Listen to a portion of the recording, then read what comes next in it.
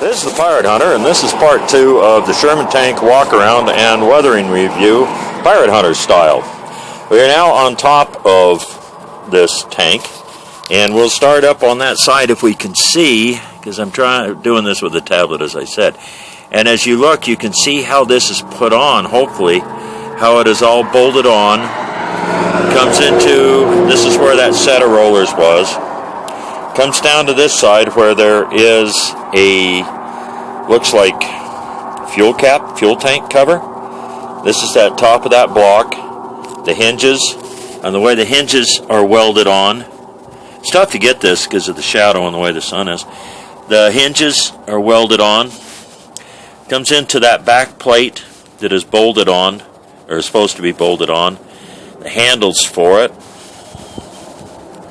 Top view of the mounts for the road wheels, the spare sets of road wheels.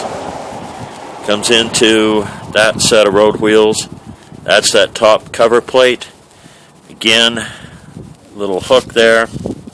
These are the hinges and the plate I'm on. These are the welds on the covers for the plate. They're a very heavy duty weld. Hopefully you can see them on this. Hinges. Again, now we have looks like a fuel cap there. There's all sorts of numbers on it. Comes into a fuel cap, same kind of cap there. Same kind of cap there. Then it goes over to another cap that's in the shadow there, and another cap. Back in here, there's, I guess it's a light assembly down in there of some kind. There's a wire coming out of it. You can see electrical plugs down in there, or had been electrical plugs. Back in behind this turret, there is a plate that apparently folds down on it. It's tough to see if we can move these up and to go up in and stay. Yep, we got them. Hang on here. Cecil B. DeMille ain't my name. There. You can see that plate back down in there on it. Those all fold up, and they have, hold something. I don't know what they would hold. You can see the brackets on them. They're slotted down in there. These fold up, one on each end and two in the middle. Trying to figure out, there is the same set of rollers that's on the other side, and you can see hopefully see the bolts that attach this to the body of the hull of the Sherman. Comes down in around here. This is the top of it.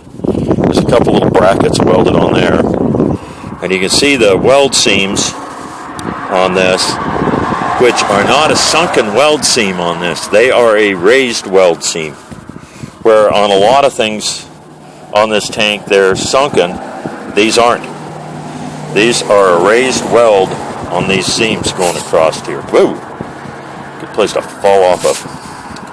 Goes down around that side.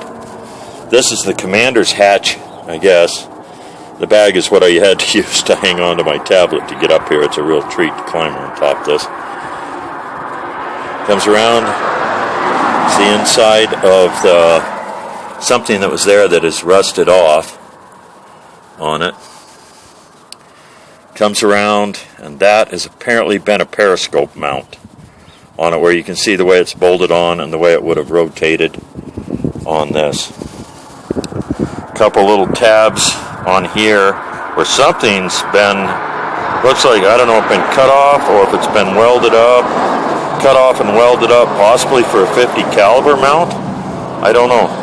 There's numbers on the ring right here that are a D780183656, and over here is a GA.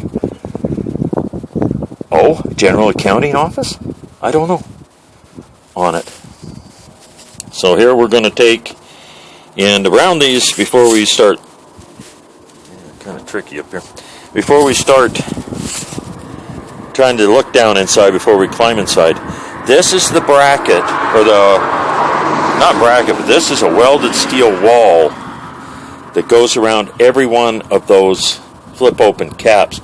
So I'm guessing they're probably fuel, because normally you won't have something like that unless you need to trap fuel or something to keep it from spilling all over on this. Mount bracket, or the handles on the covers, probably engine covers, vents on it. There's numbers all over this, but they're really small and hard to read on this. So let's see if we can see down inside here. We'll actually go down inside here and do some more. But let's see if we can get something down inside here.